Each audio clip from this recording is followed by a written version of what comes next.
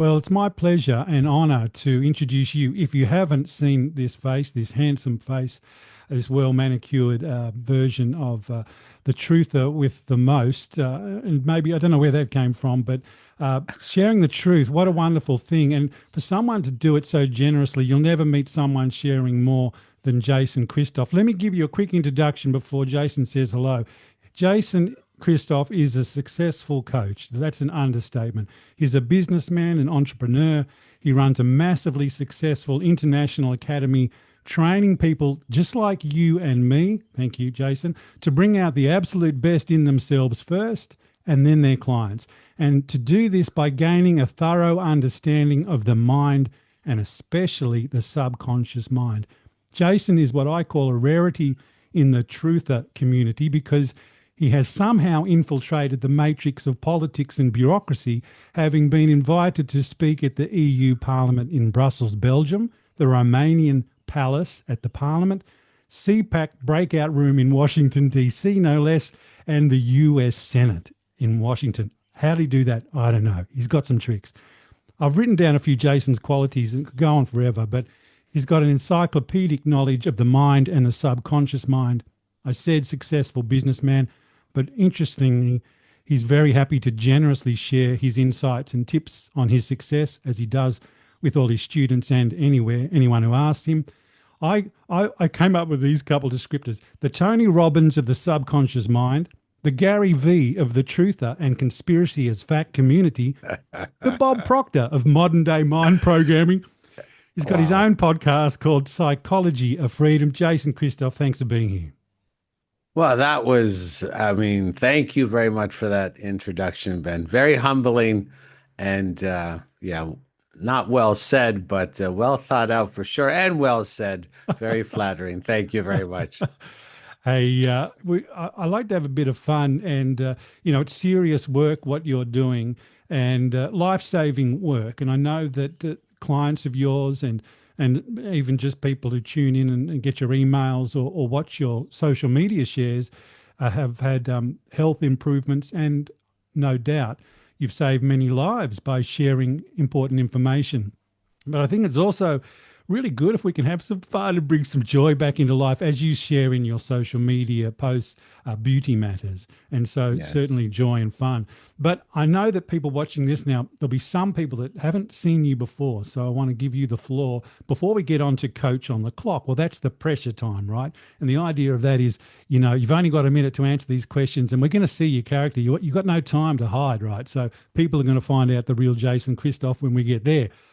To warm you up, and because I'm not too hardballed here, I've got a few questions. As a respected expert on the subject, Jason, how would you describe self-sabotage to someone who feels like they are successful and they don't do anything to limit their success in any way? Well, self-sabotage is when you're going to do illogical and irrational things, and successful people might not have the introspection to see if they're doing anything that's illogical and irrational. But that's what self-sabotage is, this, perpetual pursuit or perpetual involvement in illogical and irrational behavior, even even if our efforts are put forward to try and shut those behaviors down, and we can't accomplish them. We just keep going in illogical and irrational directions. That's what self-sabotage is. Everybody sort of understands you just keep stepping into one bucket of poop and then jumping out into two more, despite the best efforts on your part to stop the whole cycle. That's what self-sabotage is. So if someone is successful, I think this is why this is an interesting question, because if things aren't going well for you, well, you better ask some questions, right? But if things are going well for you, if you've got money, good career, if you're healthy, what could be a catalyst, or what could be some sign that you still might be self-sabotaging? Well, I think there would be outward signs to people like us but they might be the person who's doing these behaviors themselves might be blinded to it. it takes a lot of courage and bravery to look at your own behavior and see if you're actually sort of trimming your own tall poppy on a consistent basis. From a coaching perspective, you and I can look at people and see if they're leaving a lot of their potential on the table. I can see that instantly with a lot of people with alcohol consumption, hours and hours in front of Netflix. And we know programming or how the behavior comes about in a human being. So if you're watching Netflix and there's actors stabbing, shooting, and killing each other, this has a huge impact on your behavioral systems and your belief systems and how you're going to act out in society. So to be honest with you, it's going to be hard for the average person to have the bravery and the courage to look at their own behavior and seeing if they're leaving some of their potential on the table.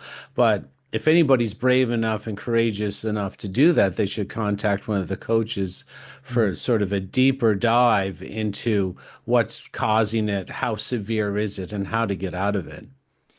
Do you think one thing I look for, and it's very natural to me from my life experience and what I have valued, but listening to people speak, I can often hear when they'll be giving me signs that there's some sort of judgment, some voice, some discouragement that doesn't seem to belong to them, but they're still parroting it. And you can often find out where it comes from. But that seems to me a really obvious way to listen to your speech. And I really encourage people to become aware of anything negative they're saying, not as it's a bad thing, but as it's a little sign that maybe you are sabotaging yourself energetically somewhere. What I want to ask you, why do you believe self-sabotage is so widespread, even among people who are intelligent, spiritual, or highly motivated? I think it's just natural to be afraid of ascending to your highest potential. Uh, this self-sabotaging behavior is based on group pressure, group dynamics. We are pack animals, whether people want to admit that or not, but we like safety in the group. And with every level up that we go, we get in smaller and smaller groups. I mean, the healthy group is pretty small.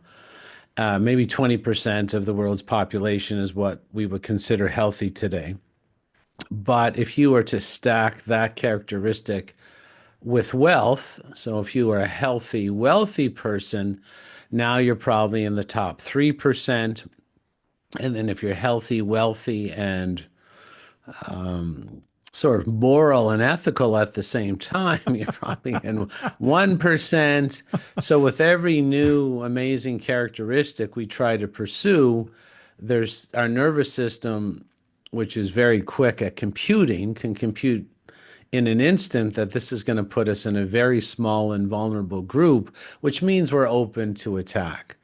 So a lot of people have to do success in sort of steps or base camps where they have to get successful to a certain point.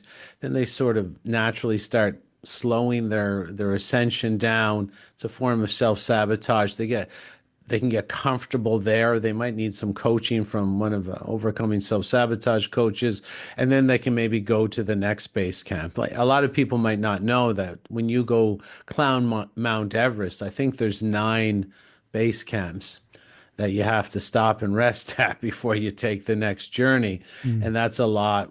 That's sort of comparable to what happens with people who are looking to step away from the majority. And no one wants to be in the majority today, Ben. I mean, we all know what the majority is like. Unfortunately, it's not healthy. It's a little depressing. So although we desire to be better, that's the natural function of the nervous system to keep us where we are. We like things predictable as well. We Mm. don't know if we don't have any reference point for what an amazing life is, and all we have is a lot of recorded memories of what a struggling life is for. We'll go with the script we know as opposed to the new script that's unknown. We like the known Mm. compared to the unknown. Mm. I like you talking about the Mount Everest and those base camps. it's like the bends that you can get from coming up too quickly from the depths too, right, of the ocean. Your body and your mind needs to adjust to these new levels of success or even just of a lack of conflict. We get so used to having conflict, self-imposed or whatever, that it seems, like you say, so familiar that when it's not there, it's like, oh, why am I so calm and peaceful and just enjoying sitting in nature? I better go and find someone to argue about something with. I was That's seeing exactly how it goes. there was a meme going around. Just I saw just yesterday, I think, about how when I was, like when I was boozing and poisoning myself and acting immorally, and I had lots of friends, but when I clean my act up, suddenly I'm alone, right? And it's hard to find mates when you're part of that 1-3%. How is I would think the guy, my trainer at gym the other day, I heard him say that I was doing a bench press, and he's like, well, that's only 1 in 100 people can do that much, Ben. And it's like, Yeah, it's a small group, and I mean, you feel kind of proud at the time, but the nervous system doesn't process it the same. And when I was successful in business, when I was very young, I tried to destroy myself.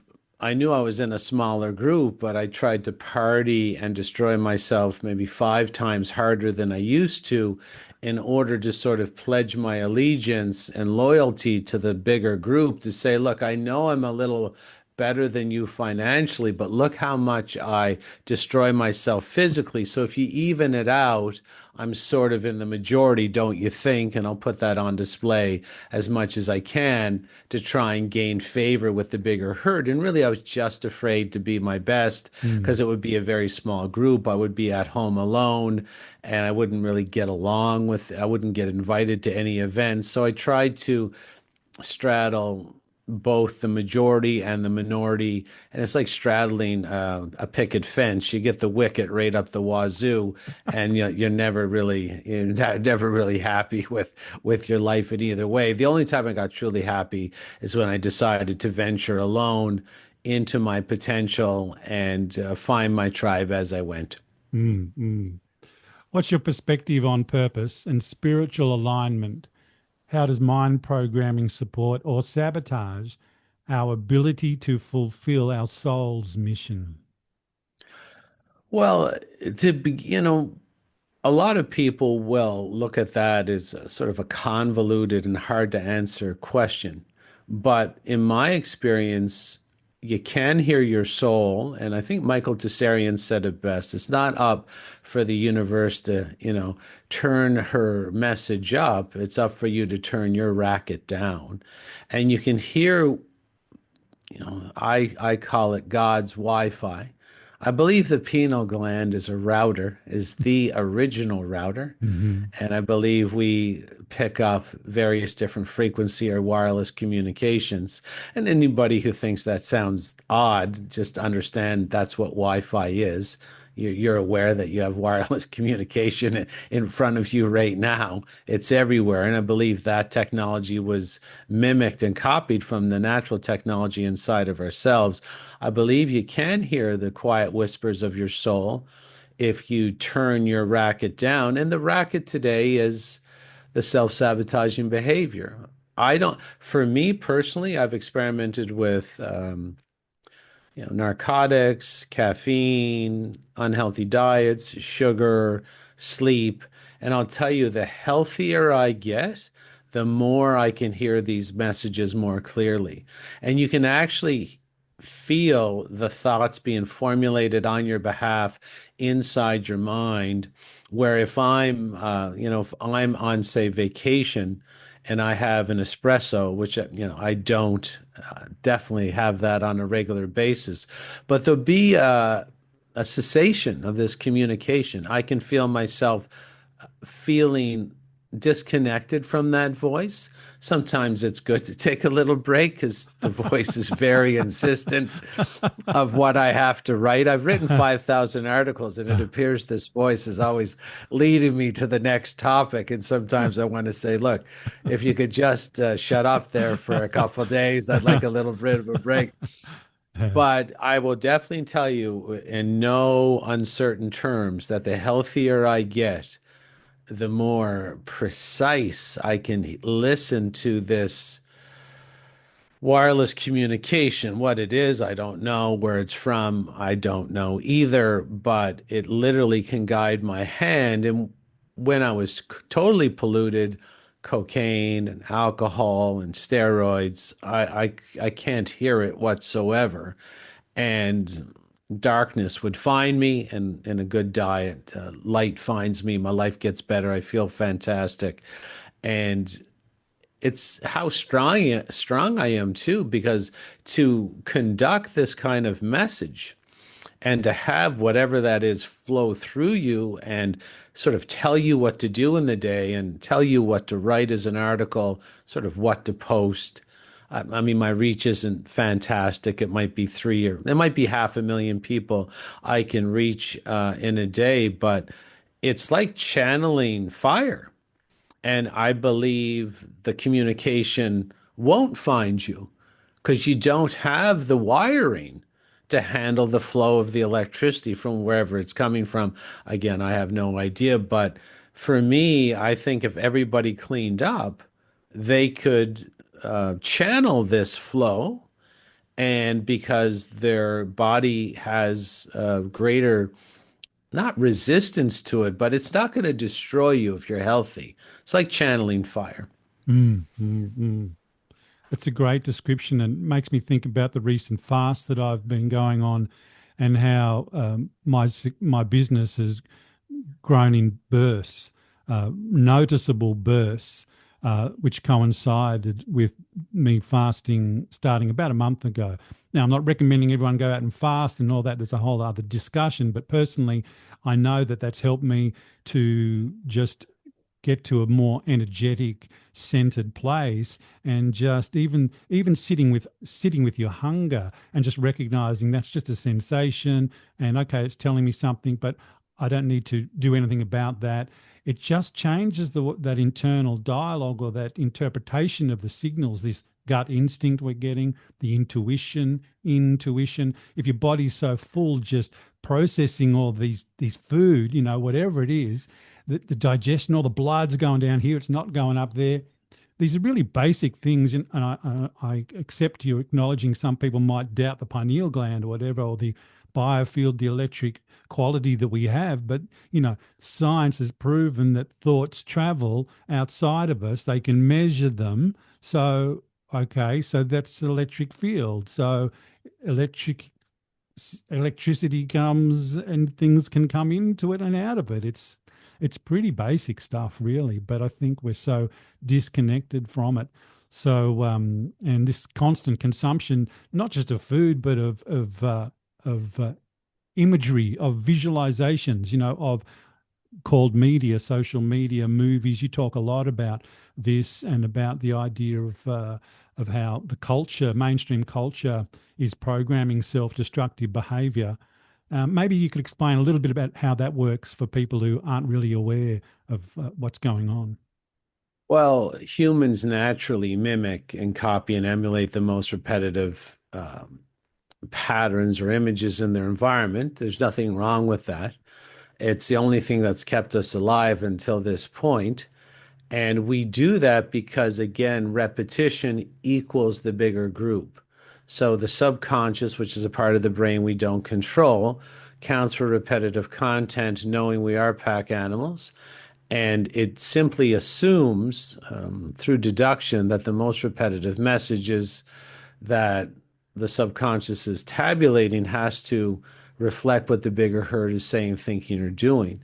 So that's natural inside every human. It's not a defect. It's a sign of your superior protective mechanisms, always trying to find safety. And not only does the subconscious outside your conscious awareness count for repetitive content, also outside your conscious awareness. It forces you to adopt it as your own, and you're not really participating.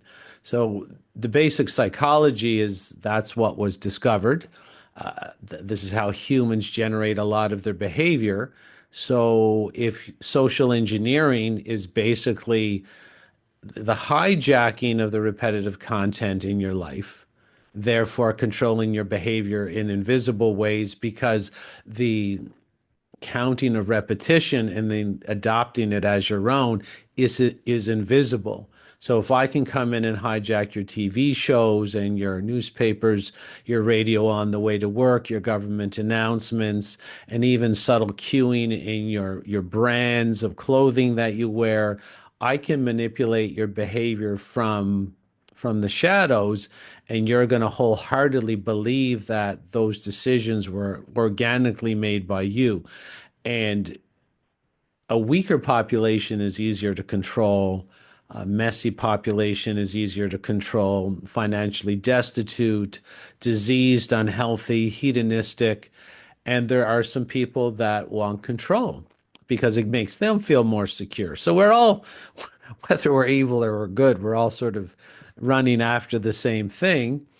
It's just these evil people have no limits to the control that they're going to execute upon you and your family. And so a lot of the repetitive cueing they purposely put in your media, movies, TV shows, print media, pop music is all negative, so that you're always eating too much, drinking too much, wasting time too much pornography, too much over sexualization. They infantilize the males through the same repetitive content. They masculinize the females. Everything's inverted. Black is white, up is down, left is right. And that leaves the population in the state they're in today. And although someone might say, well, how does that benefit anybody where everybody's in a wheelchair, everybody's having heart attacks? Well, it benefits because the ruling group knows the tricks, and they don't participate in their own magic show.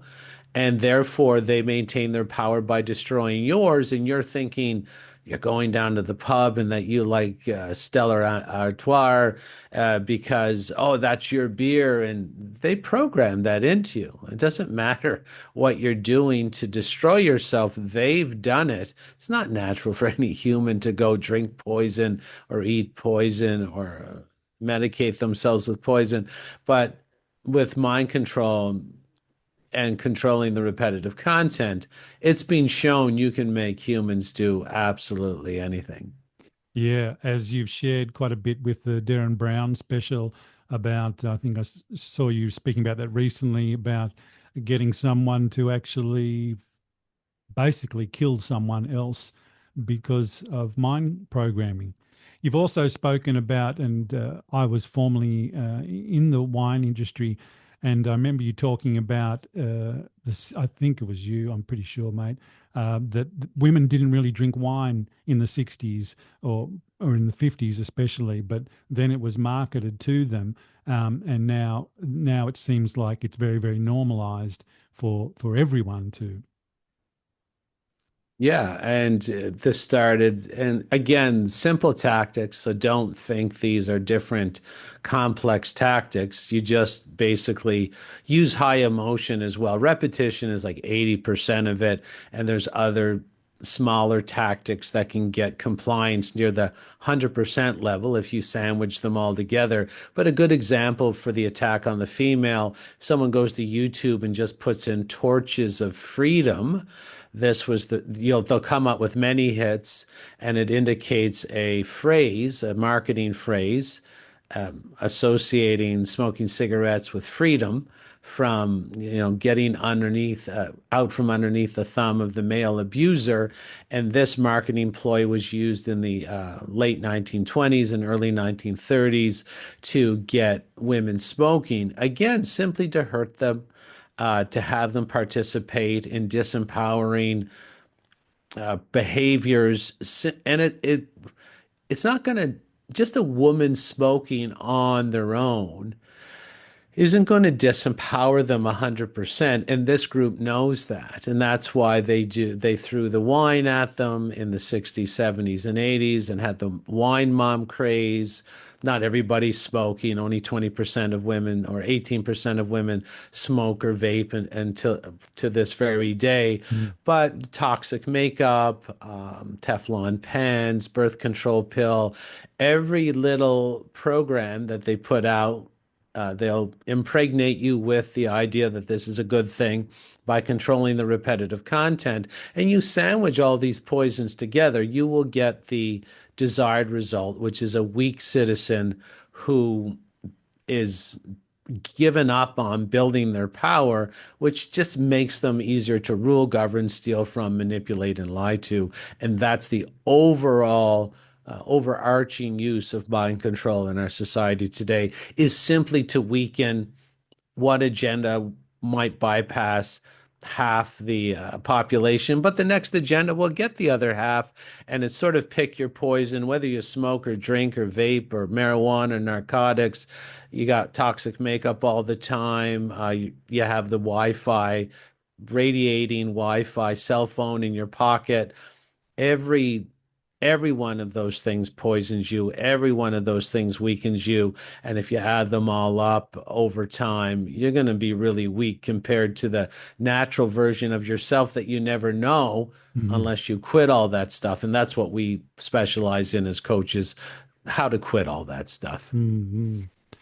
What would you say to the idea that it could be seen as purely a money-making motivation to sell? If they'll buy it, there's that people have that attitude, right? Some people in business, I don't care, it's poison. If people want it, I'll sell it to them because I'm going to make money, right? I don't have that attitude. I got out of acting because I didn't want to say lines that might have impacted people in a negative way. Maybe I was overthinking it, but I wanted to be in command of the influence I was having in the world.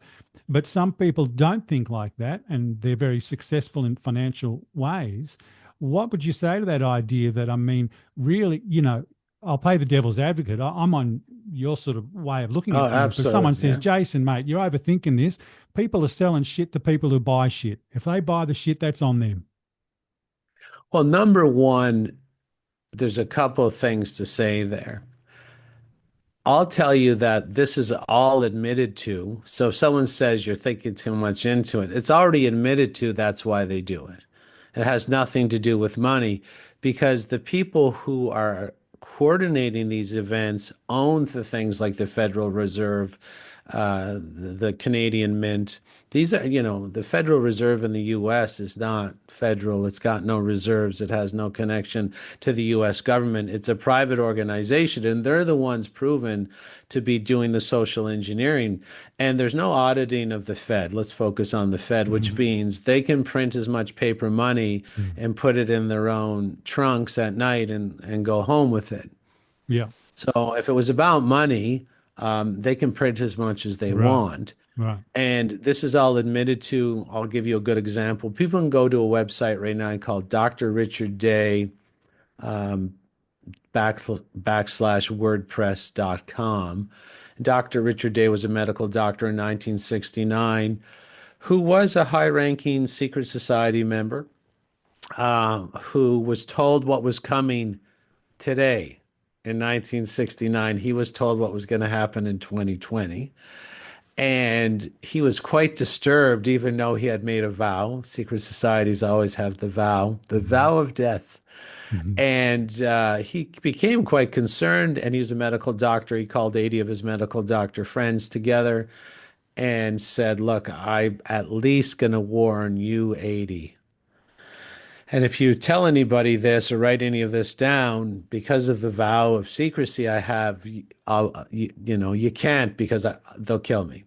And everybody was very shocked and flabbergasted at the information that he said was coming. And it was all these things that I was talking about, weakening the public and guiding their, basically even the secret society members owned huge fashion houses. They were going to make short mini skirts and low diving tops to over sexualize the public, because over sexualizing the public makes them weaker on a sort of on an energetic level. They were going to move the condoms from, on the back counter to where the chocolate bar and chips were. This was all in 1969. And again, how do we know about this? There was another doctor called Dr. Lawrence Dunnigan inside the group of 80 who was more than flabbergasted. And emotions can make memories stick like crazy glue. It was a very emotional packed presentation. Dr. Lawrence Dunnigan waited for Dr. Day to die, and then he decided to record his recounting of what was told. And again, it's not for money. The people who organize things own the printing presses. They can take any money at any time. This is basically done, social engineering is done so that they can always have access to the printing presses. Because if the public ever became wise and super strong, which is their natural tendency, no one's born weak and disheveled and out of shape and addicted, they might lose access to the printing presses. So it's one big loop where it's just basically, it's not about money, but they want to make sure their kids, their grandkids, their great grandchildren always have access to the printing presses and basically the pathways of human manipulation, which is the media and the poisoning systems that they use on the public to this very day. And that would explain the reason why we've moved from the scamdemic to back to politics and back to people being fed the illusion of choice in the political system, because the fact you pointed out that the Federal Reserve is not federal in any sense that you or I or any normal person would consider it as part of some sort of government of democracy, some sort of system. It's outside of that, it's private. And when you start to understand some of these truths, it makes it easier to sort of step away from the system, I think. But by bringing people back in and getting them engaged in which side are you on, look at this idiot, look at that idiot, this is the one you should. And I can't believe you'd vote for, it seems like I'm quite surprised, especially, and I think you've mentioned this in the truther community, where so many people have just sort of forgotten the lessons of you couldn't trust any politician who was trying to inject you with poison 5 years ago, but now you can. Apparently, now you've got to have a preference, and this one's all right, and that one, people caring about it again. It's really quite interesting to see that programming just ramp up again. Yeah, this is what goes on. They're just, when you talk about politics, and all we see today is, look what the old government did, and now the new government's going to do this, and then in 4 years, oh, look what they did. Let's bring in someone else. They're going to fix what the old and it's true. 4 years ago, all the governments laid waste to the people, but this is the cycle. Is that this isn't an accident. This is the same ruling group that Dr. Richard Day was talking about. It's like Hulk Hogan versus Randy Macho Man Savage in the Wrestling Federation over here in North America. I mean, they're acting like they're enemies, but they will tell the red team, okay, for the next 4 years, you create a whole bunch of problems. And then blue team, you're going to come in right at the end of the 4-year term. You're going to solve the problems. But then near the end of your 4-year term, you're going to create a whole bunch yourself. And then they're going to talk about how bad you were. We're going to bring in the next guy. And the whole idea is to keep access to the printing presses, because the printing presses actually don't produce anything other than paper unless it's moving through the hands of the public who believe in the legitimacy of government.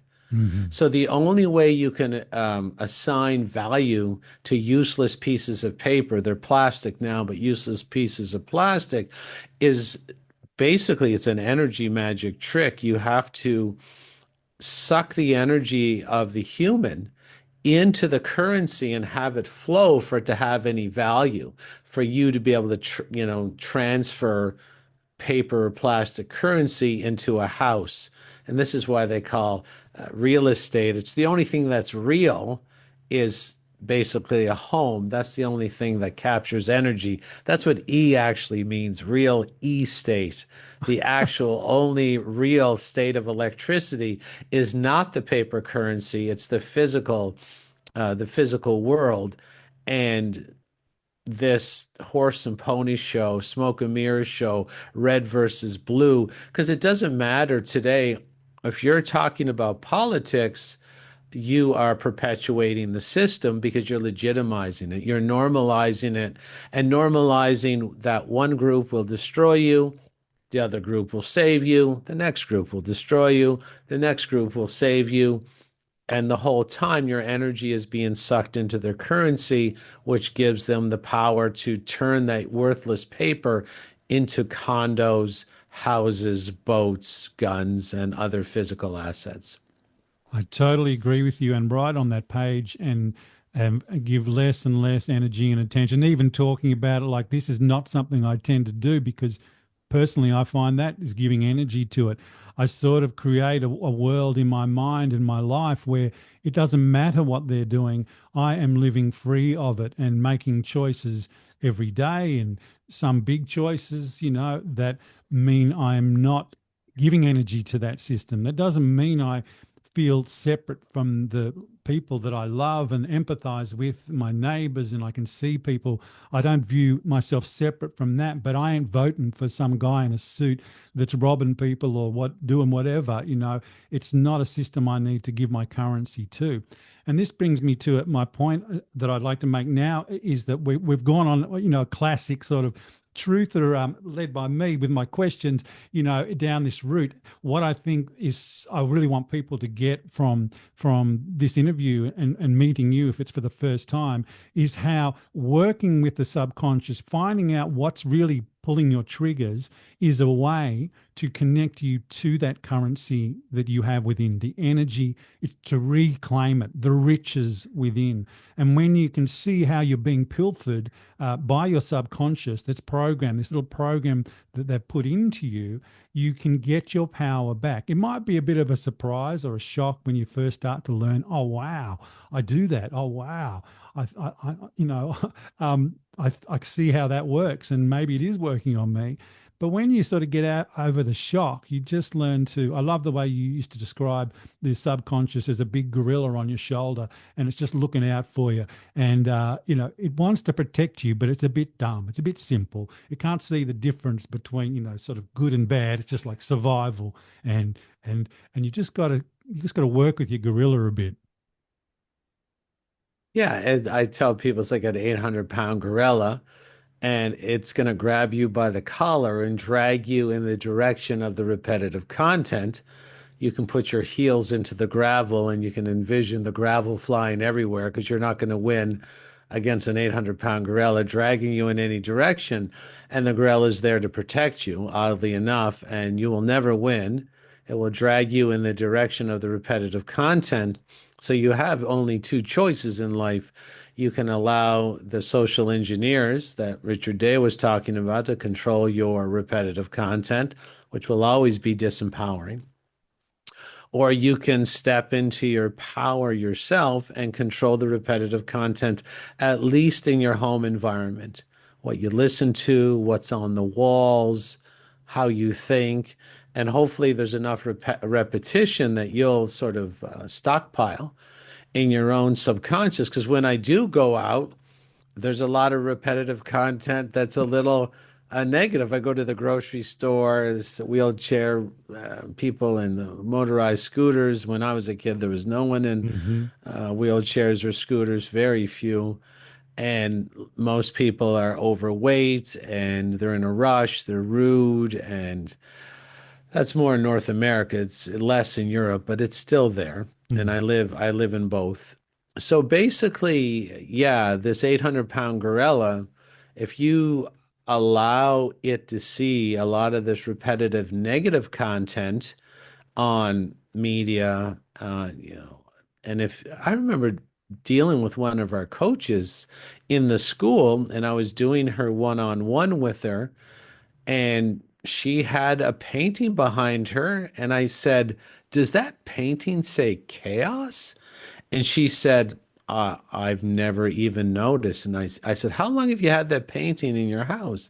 She said, 15 years. I said, "I think it might be time to retire that and give it to someone you hate and curse them with it instead of cursing yourself." Because this is what the word cursing or cursive or casting a spell or spelling, you have to have empowering repetitive content even hanging in your home, because it makes the difference. It can set your mood. Not only your behavior, it can set your mood as negative.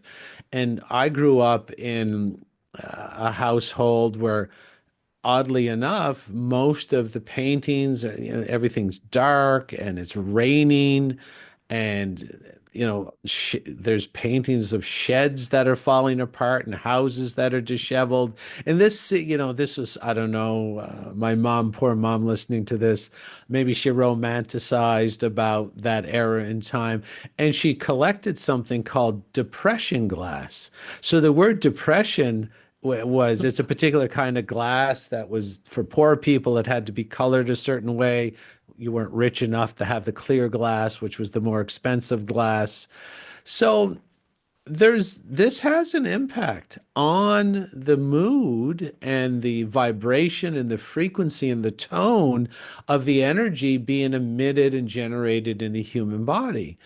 And this is your choice in life, is, are you going to surround yourself with beauty, including beautiful thoughts, purposely manufacture beautiful thoughts, or are you going to think it doesn't matter and watch Bad Boys 4 with Will Smith and Martin Lawrence, where there's so many shootings and so many killings and so much violence that you're going to believe it doesn't affect you? It's there on purpose to affect you. The group I'm talking about makes all your movies, and nothing empowering will ever be on Netflix. You have to be very selective what you let inside your mind. So I hope that, gives some clarity about the choices we have as humans today. You can fly with the eagles, or you can, run with the turkeys. It's really up to you. It is. It's we get the choice, don't we? And so, if you're watching this and you're listening to this and you're letting Jason's knowledge wash over you and into you, this is an opportunity to say, "Will I do something with this? And will I be changed by this, or will I?" Because I know that if some of this information is new for you, it still will be touching a point, and that point will be that little bit of the pineal gland or the gut instinct or your intelligence that's telling you, "Oh, there's something to this. There's something to this. It sounds a bit crazy, but I've got to follow this up a bit more." And if you are well accustomed to this type of discussion and none of this seems new to you, then you might be ready to get one of Jason's coaches from the Freedom from Self-Sabotage. Is it still called that, your academy, Freedom from Yeah, yeah, yeah. They could go to freedomfromselfsabotage.com. There is a coaching sort of library there, in terms of they can pick a coach that they would like to work with. And again, if someone even just wants to email me at info@jchristoff.com, single initial J, Christoff is Christ with an OFF on the end, I can send you the push, the Darren Brown made for Netflix special that you alluded to, Ben, when we started talking, where Darren Brown ran a mind control experiment 4 separate times on 4 separate people. I don't think it was ethical or completely moral, but it just goes to show 3 out of the 4 people. It was called the push because the crescendo ends on the top of a 10-story building, and all the mind control pressure goes toward the mind control victim to push the old man off the side of the building and kill him live on camera. He's not an old man, he's in makeup, he's a young man. He's a stunt man and he's harnessed, but the mind control victim doesn't know that. So 3 out of 4 people did kill the old man and push him over the side of the building, theoretically killing him. The people murdering him didn't know. They were told after that the murder did not take place. And again, it's all based on the group dynamics. The 800-pound gorilla is what dragged that person over to do the murder. So if you'd like to see how serious this subject is, email me. I'll send you a very, can't find this document, this made for Netflix special. It's pretty censored. Email me. I'll send you the push. It's worth an email, that's for sure. Now, are you doing any private coaching anymore, Jason? I've had to only focus on the school moving forward because my time is limited in regards to I basically have a documentary to finish. If anybody wants to see the trailer for the documentary, planetmindcontrol.com. It's going to be a fantastic documentary about all these issues so people can understand it thoroughly and make some moves with their own positive moves in their own lives.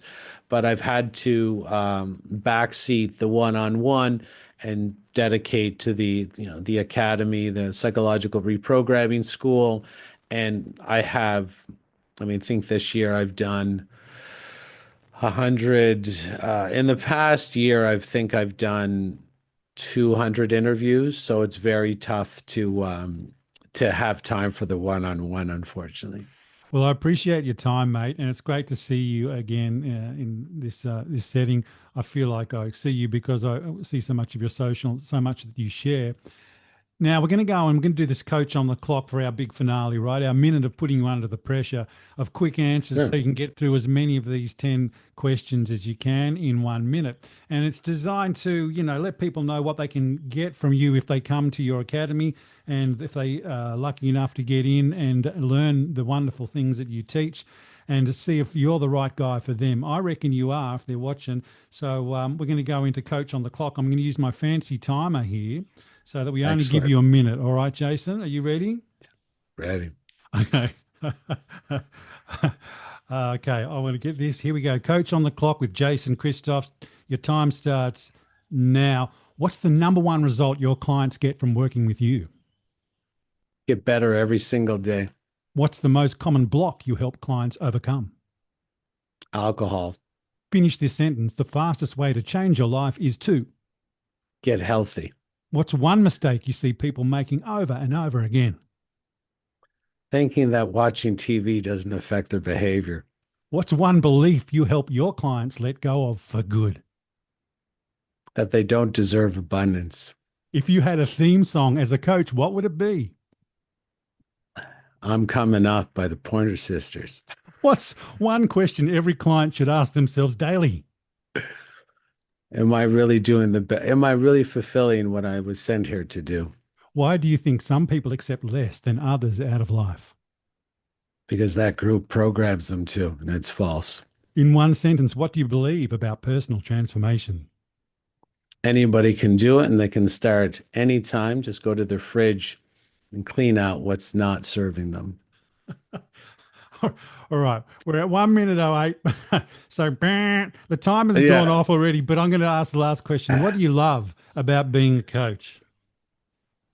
I love making the world better so that I don't feel so much pressure.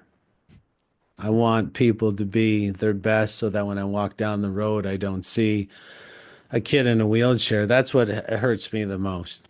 Is if when I used to go to my daughter's public school and they had the wheelchair ramp put in and there's kids in wheelchairs and I know what that's from. It's not natural. And I don't know what the question was, but that's what I get out. I mean, I want the world to change so that my life is less stressful. I can't have a good life unless everybody does. Yes, the suffering of others does impact us, no matter how much we try or are encouraged to numb our feelings.